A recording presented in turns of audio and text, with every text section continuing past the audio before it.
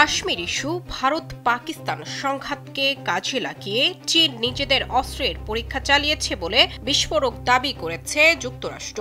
দেশটির দ্বিদলীয় কমিশনের বার্ষিক প্রতিবেদনে এই দাবি করা হয়। US China economic and security review কমিশনে ওই প্রতিবেদনে বলা হয়েছে, চলতি বছরের মে মাসে চীন সুযোগ বুঝে ভারত পাকিস্তান সংঘাতকে তাদের প্রতিরক্ষা সক্ষমতার পরীক্ষা ও প্রচারের জন্য কাজে লাগিয়েছে, যা ভারতের সঙ্গে তাদের চলমান সীমান্ত উত্তেজনা ও তাদের সম্প্রসারিত প্রতিরক্ষা শিল্পের লক্ষ্য পূরণে সহায়ক হয়েছে। প্রতিবেদনে দাবি করা হয়েছে, এই সংঘর্ষে প্রথম চীনের আধুনিক অস্ত্র ব্যবস্থা করা হয়, যার মধ্যে রয়েছে HQ-9 air defence system, PL-15 আকাশ থেকে আকাশে নিক্ষেপযোগ্য ক্ষেপণাস্ত্র এবং J-10 যুদ্ধবিমান। এটি বাস্তব অর্থে মাঠের পরীক্ষা হিসেবে কাজ করেছে।